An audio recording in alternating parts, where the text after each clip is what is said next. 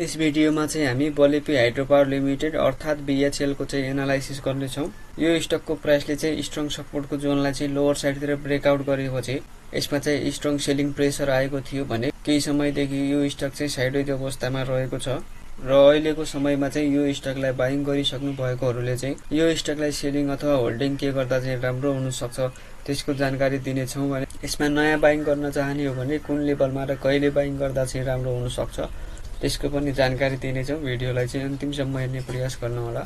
यो स्टकको चार्टमा हेर्दा यो स्टकको प्राइस लगभग यो 260 को रेन्जबाट चाहिँ बढ्ने प्रयास गरेको थियो भने यसमा चाहिँ स्ट्रङ मुभ आएको थियो र त्यसपछि चाहिँ यसको प्राइस 433 को लेभलसम्म पनि पुगेको थियो। त्यहाँबाट केही करेक्सन भएको यो स्टकको प्राइस चाहिँ 318 को लेभलमा झरेको थियो भने केही समय यो लेभलमाथि नै सस्टेन हुने प्रयास भएको थियो र त्यसपछि हेर्ने भने यो स्टकले चाहिँ यो सपोर्टको जोनलाई चाहिँ सस्टेन गर्न सकेन र प्राइस चाहिँ यही लेभलबाट चाहिँ स्ट्रङली झरेको छ र अहिलेको समयमा हेर्ने भने यो स्टक चाहिँ एउटा रेन्जभित्र रहेको छ। अब भने यो स्टकमा चाहिँ हामी इम्पोर्टेन्ट टेक्निकल इन्डिकेटरहरूको एनालाइसिस गर्नेछौँ। यसमा बोलिङ्गर ब्यान्ड लगाएर हेर्ने हो भने बोलिङ्गर ब्यान्ड एकदमै खुम्चिएको अवस्थामा रहेको छ र जसले चाहिँ यो स्टकको प्राइस अपसाइडतिर अथवा डाउन साइडतिर चाहिँ चाँडै नै ब्रेकआउट हुन सक्ने सम्भावनालाई चाहिँ संकेत गरेको छ। यसमा 21 दिन र 50 दिनको मुभिङ एभरेज लगाएर हेर्छौँ भने प्राइस चाहिँ अहिले 21 दिनको इएमएमा चाहिँ रेजिस्टेन्स फेस गर्दैछ जसले चाहिँ यो स्टकको प्राइस अझै पनि केही समय करेक्सन अथवा साइडवेज रहन सक्छ भन्ने कुराको चाहिँ संकेत गरेको छ।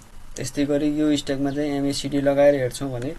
एमएसिडीमा चाहिँ बाइङ सिग्नल रहेको छ तर यसमा चाहिँ पोजिटिभ हिस्टोग्रामहरू चाहिँ ड्राइभ भएर गएकोले चाहिँ यसमा चाहिँ केही नेगेटिभ साइन देखिएको छ।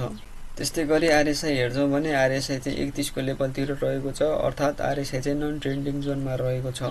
यसरी यो स्टकमा इन्डिकेटरहरूको एनालाइसिस गर्ने हो भने प्राय गरेर इन्डिकेटरहरूले चाहिँ र यसरी यो स्टकमा चाहिँ इन्डिकेटरहरूको एनालाइसिस गर्ने हो भने अहिलेको समयमा चाहिँ सबै इन्डिकेटर प्राय नेगेटिभ अवस्थामै रहेको छ। अहिलेको समयमा चाहिँ यो स्टकमा चाहिँ इम्पोर्टेन्ट सपोर्ट र रेजिस्टेन्सका जोनहरूको एनालाइसिस गर्ने हो भने 316 को लेभलमा चाहिँ यो स्टकका लागि स्ट्रङ रेजिस्टेन्सको जोन रहेको छ। त्यस्तै गरी सपोर्टको कुरा गर्ने हो भने 212 को लेभलमा चाहिँ यो स्टकका लागि अहिले सपोर्टको जोन रहेको छ। त्यस्तै गरी अर्को सपोर्टको कुरा गर्ने हो भने 156 को लेभलमा चाहिँ रहेको छ। अहिलेको समयमा चाहिँ यो स्टकमा चाहिँ दुईटा किसिमको सिनेरियोहरू बन्ने सम्भावना चाहिँ रहेको छ जसमध्ये पहिलो भनेको चाहिँ प्राइस चाहिँ केही समय यतै साइडवेज रहँदै त्यसपछि यो लेभललाई सस्टेन गर्दै बढेर जानु हो भने त्यस्तै गरी यसमा दोस्रो सिनेरियो भनेको चाहिँ प्राइसले यो 212 को सपोर्टको जोनलाई चाहिँ सस्टेन गर्न नसक्नु र यतैबाट चाहिँ लोअर साइडतिर ब्रेकआउट गरेर जानु हो।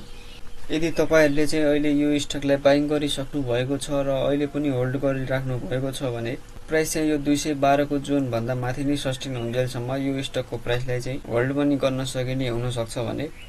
यसमा चाहिँ नयाँ बाइङ गर्न चाहने हो भने यसमा चाहिँ बाइङका लागि एउटा मात्रै राम्रो जोन भनेको चाहिँ प्राइसले चाहिँ यदि यो 231 को जोनलाई चाहिँ अप्पर साइडतिर ब्रेकआउट गरेर जान्छ भने त्यस्तो अवस्थामा मात्रै यो स्टकलाई बाइङका लागि हेर्न सकिने हुन सक्छ। यो स्टकमा चाहिँ टार्गेटको कुरा गर्ने हो भने यसमा चाहिँ पहिलो टार्गेटको जोन भनेको 316 को लेभलमा हुनेछ भने यसमा दोस्रो टार्गेटको जोन भनेको 433 को लेभलको हुनेछ